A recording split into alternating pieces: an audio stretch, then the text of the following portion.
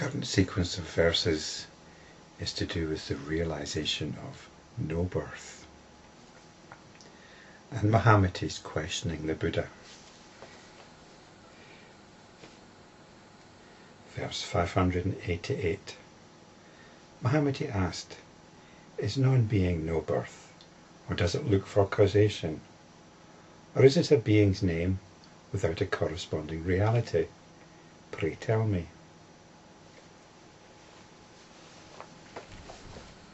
We have quite a few terms, don't we?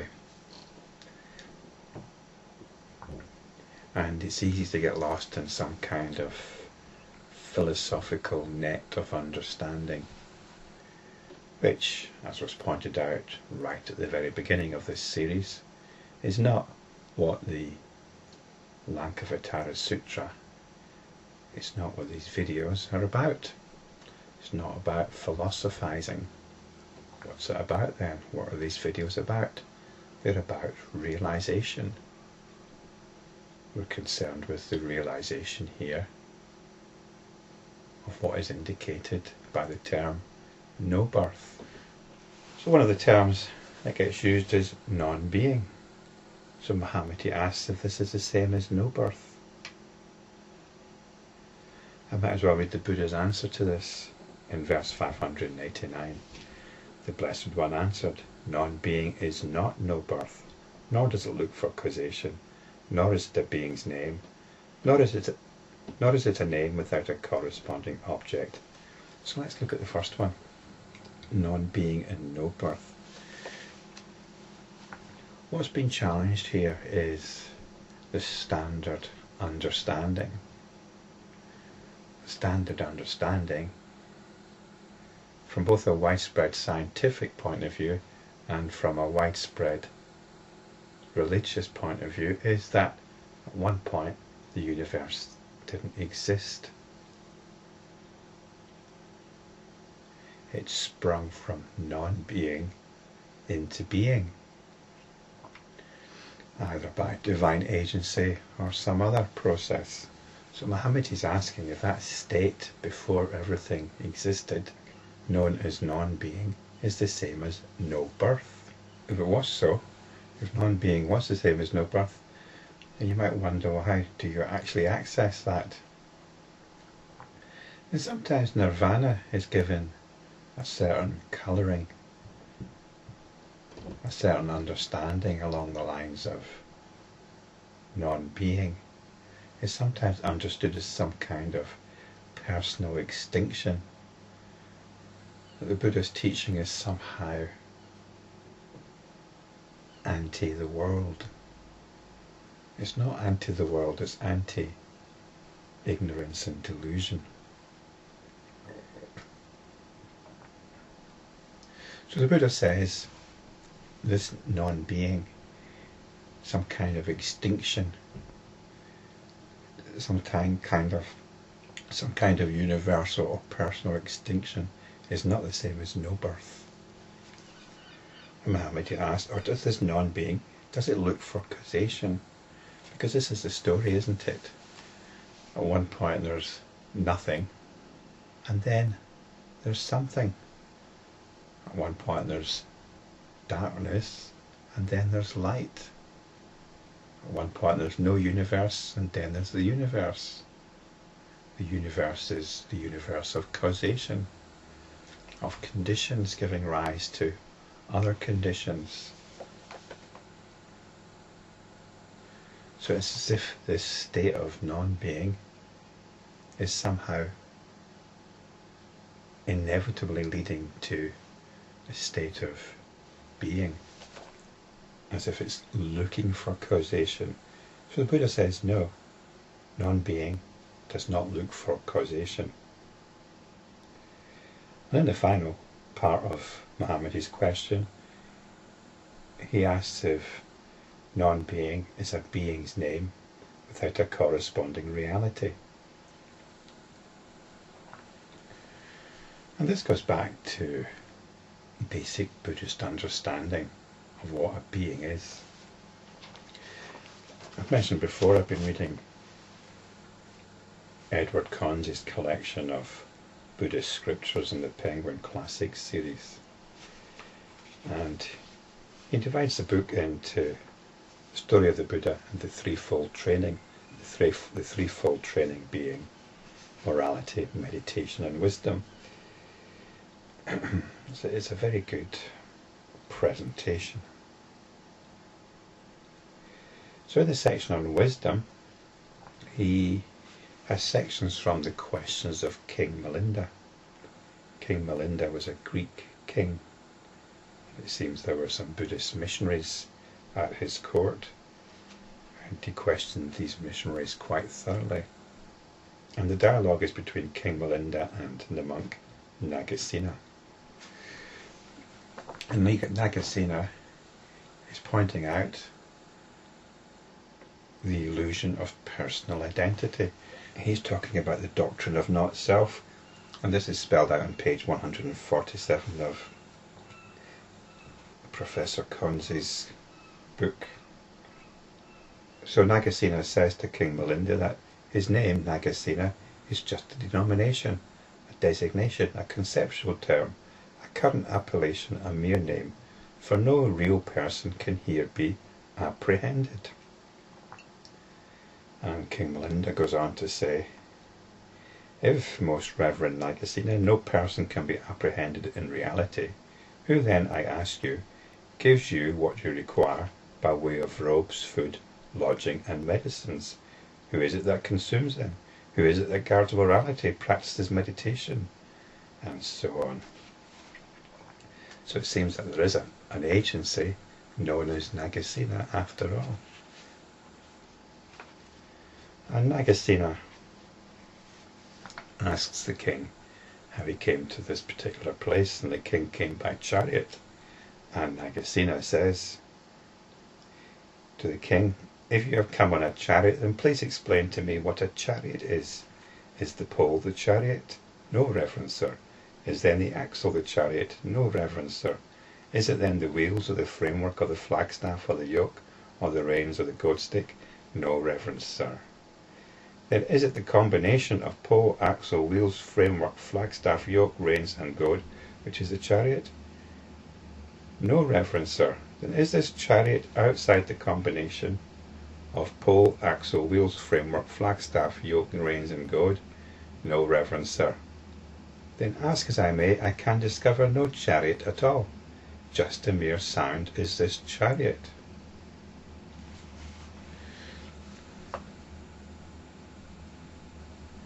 So the chariot isn't simply the sum of its parts, nor is it any of the individual parts. And in the same way, the person is not the sum of their parts. Nagasena is not the sum of his parts, nor is he any of the parts in particular. Who are you, after all? Are you a body? Or are you just a set of conditions, a set of events to which a label has been attached? So this is what Mahamati is getting at here. Is it a being's name without a corresponding reality? So is it just simply an appellation to a particular set of conditions, a label which we apply to a particular pattern? So is this what's meant by non-being? And the Buddha says, no, it's not so. So the point here is, this was the wisdom, this was the understanding, and it's comprehensible on an intellectual level. So that's what's meant by not self, by non-being. But we're wanting to aim a little bit deeper, and the Buddha spells this out in the next couple of verses. Verse 590. Here is a reality which does not belong to the Sravakas, Pratyekabuddhas, nor to the philosophers.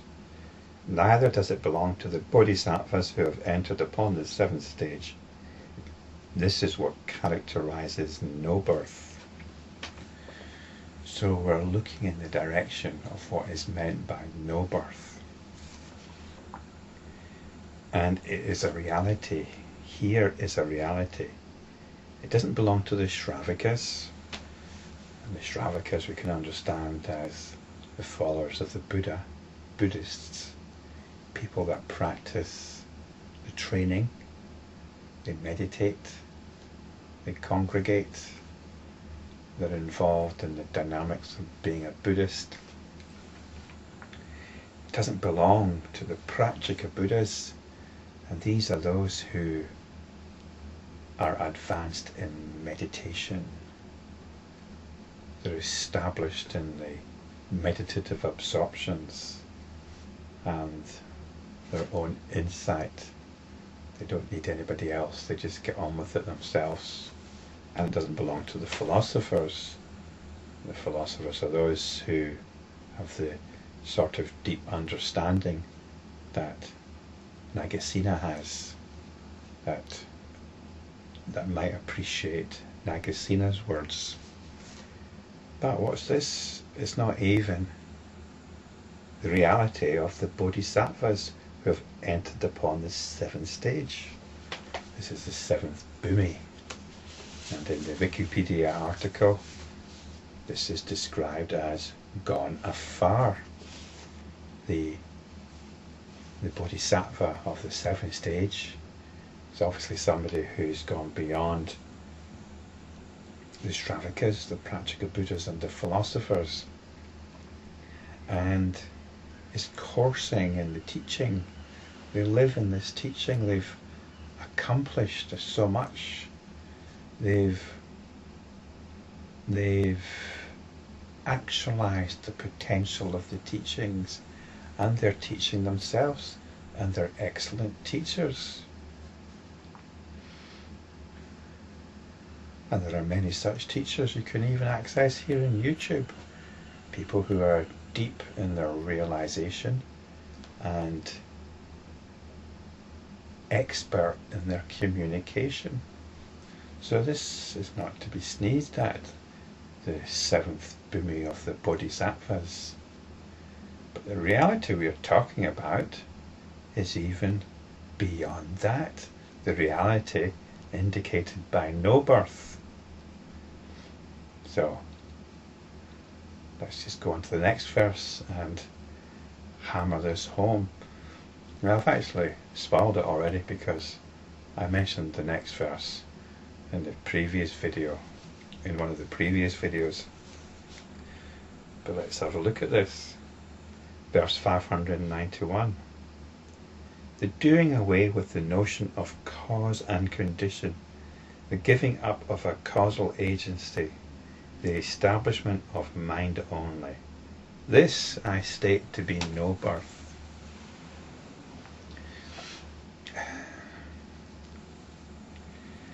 I don't know if any other teachers talk about this.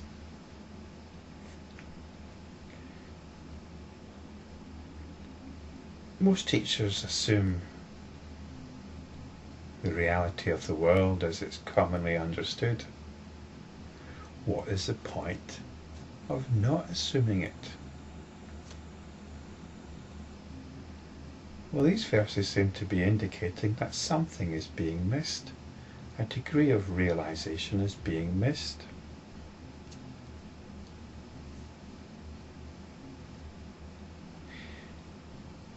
If you still believe that the world has some sort of external reality, if you have not realized its fabricated nature,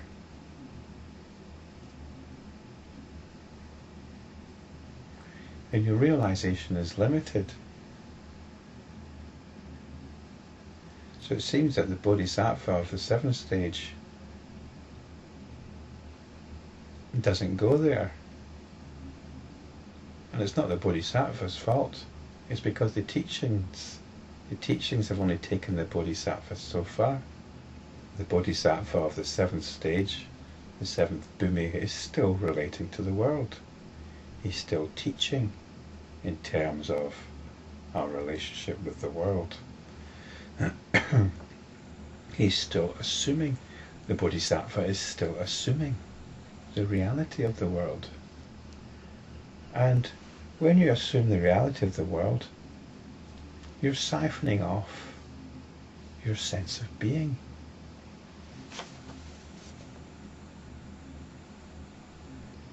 You're doing away with the notion of cause and condition.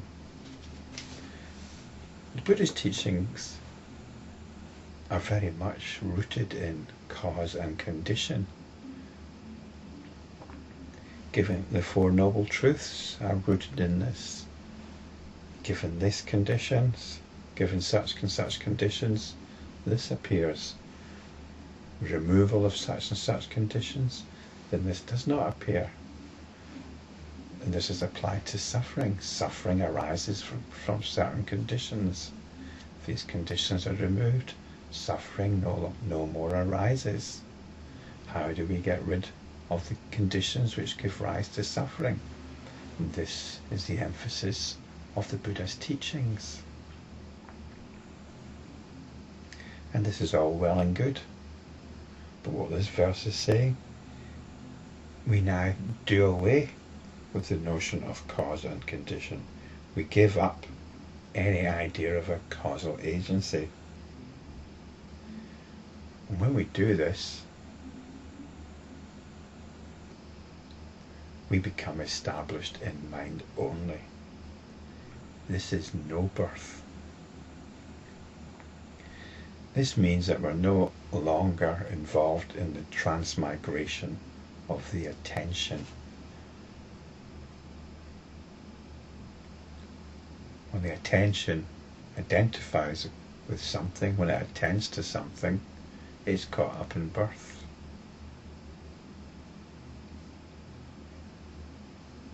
And it only identifies with something because of the assumption of the reality of what it's identifying with. It gets caught up in the story.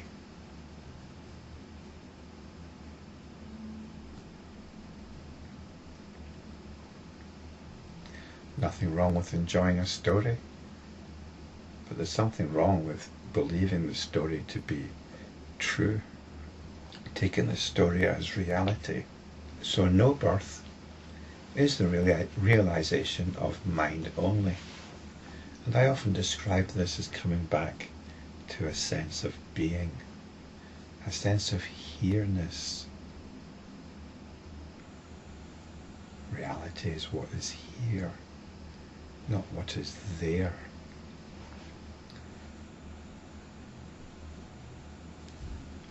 These are just words though to point us to something, in case you're flailing around in the dark,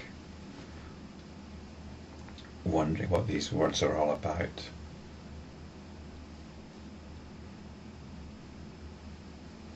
We come back to here. We come back to mind only.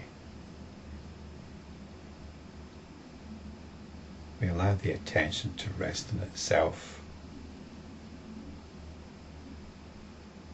and not to be constantly projecting outwards from itself, giving birth to reality. So we allow the attention to be at rest in pure awareness, in here-ness, in the realization of no birth.